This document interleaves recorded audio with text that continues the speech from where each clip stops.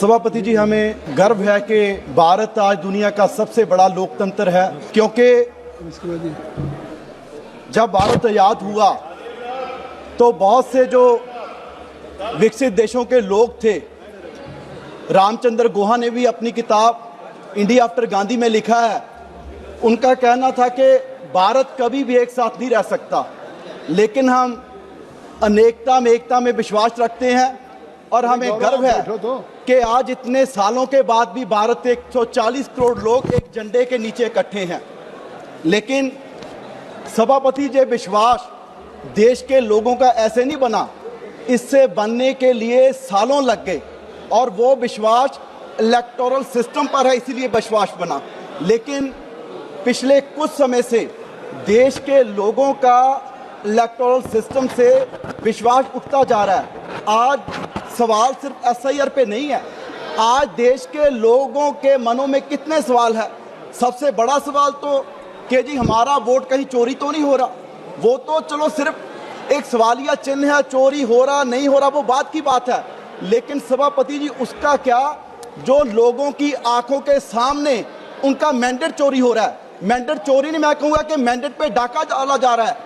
कर्नाटका से शुरू हुए, आप पिछले 10 साल का बीजेपी का उठा के देख लीजिए। कर्नाटका में पहले सरकार तोड़ के बनाई गई, उसके बाद नॉर्थ ईस्ट तक कितने ऐसे प्रदेश, इवन अरुणाचल प्रदेश में तो कांग्रेस की 47 सीट थी 60 में, वहां पर भी अपने सरकार तोड़ दी। महाराष्ट्र में तो 2 बार तोड़ दी। और देखिए क्या उन देश प्रदेशों के लोगों के साथ ये धोखा नहीं, बेइंसाफी नहीं, जिन्होंने वोट डाला कहीं और सरकार बन गई इन लोगों की। सभापति जी, आज देश के लोगों का विश्वास लोकतंत्र से उठता जा रहा है और जे कोई लोग ऐसे नहीं कि अपनी मर्जी के साथ बीजेपी के साथ चले गए, उन लोगों को ले जाने के लिए लालच दिए गए और जो लालच से नहीं गए उनके अगेंस्ट ईडी का, सीबीआई का इस्तेमाल किया गया। कितनी उदाहरणें हैं, मुझे लगता है अगर मैं सारी पढ़ने लगूं तो कम से कम आधा घंटा लग जाए। अभी एक जनाब महाराष्ट्र के डिप्टी सीएम है, सभापति जी, दर्जनों केस डाले गए, ईडी की रेड, सीबीआई की रेड, जब बीजेपी में आ गए तो सारे केस समाप्त। जनाब असम के मुख्यमंत्री हैं, उनसे कोई ऐसी जगह नहीं छोड़ी गई जहां रेड नहीं की गई, 8-8 घंटे की पूछताछ की गई। और आज 10 साल हो गए, बीजेपी में आ गए, सीएम बन गए और 10 साल तक ईडी को जा तक नहीं कि उनसे बुला के एक बार पूछना भी था। एक महाराष्ट्र के और लीडर थे जिनका एयरक्राफ्ट का जो घोटाला था एयर इंडिया का, उसे परचेज करने का, वो भी जब बीजेपी में आ गए तो उनसे कोई सवाल नहीं पूछा गया। सो आज सबसे बड़ा सवाल देश के लोगों का यही है कि जो हम मैंडेट भी प्रदेश में दे रहे हैं वो मैंडेट भी इनकी तरफ जा रहा है। सो सभापति जी, आज ये सवाल नहीं कि इलेक्शन से हम अपनी सरकारें चुनते हैं, इलेक्शन तो पाकिस्तान में भी हो रहा है, इलेक्शन तो नेपाल में भी हो रहा है, लेकिन वहां पर जो सिस्टम बन गया वो इसलिए बना क्योंकि वहां के देश के लोगों का, वहां के जो इंस्टीट्यूशंस हैं उनमें से भरोसा उठ गया। तो आज जरूरत है कि हमारे जो इंस्टीट्यूशंस हैं, जो हमारा इलेक्शन कमीशन है, उस पे देश के लोगों का विश्वास खत्म हो रहा है, वो विश्वास जो बनना चाहिए। नहीं, हम भी उन देशों की तरफ है जो बढ़ रहे हैं। और सिर्फ यहीं तक नहीं, क्योंकि पीछे दिल्ली की इलेक्शन थी, चलो कहीं तो आपने जोड़ तोड़ करके सरकार बना ली, ईडी से, सीबीआई से, एसआईआर तो उसके बाद में आया। आप देखिए, मैं आपको डाटा बता रहा हूं इस सदन में कि दिल्ली में 2020 में जो टोटल नंबर ऑफ वोटर्स थे वो 1,46,92,136 और 2024 में 1,47,18,119। आप देखिए 4.5 साल में 20 से लेकर 2024 की लोकसभा इलेक्शन तक केवल 25,000 वोट बढ़े।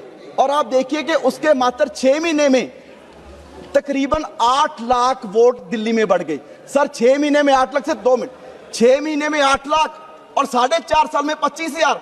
और सर दिल्ली में कम से कम 40 ऐसी विधानसभा की सीट थी जहां जो मार्जिन है, जितने वोट नए दिल्ली में बनाए गए उससे कम मार्जिन से आम आदमी पार्टी हारी। सर नई दिल्ली में वोट सिर्फ बढ़ाए नहीं, नई दिल्ली में 40,000 वोट काटे गए जहां सिर्फ हम 4,000 वोट से आ रहे। और उसके बाद सर अभी निशिकांत दुबे जी, एक मिनट सर, बिहार की बात कर रहे थे, मैं SIR पे आ रहा हूं सर। बिहार में 65 लाख वोट काटे गए। उन्होंने ठीक है 5-7 सीट गिना दी कि जी वहां पर JDU जीत गई, वहां पर कांग्रेस जीत गई, लेकिन सर 150 से ऊपर सीट है। यहां पर जो जीत हार का मार्जिन है, जितने वोट वहां विधानसभा से काटे गए उससे कम का मार्जिन है।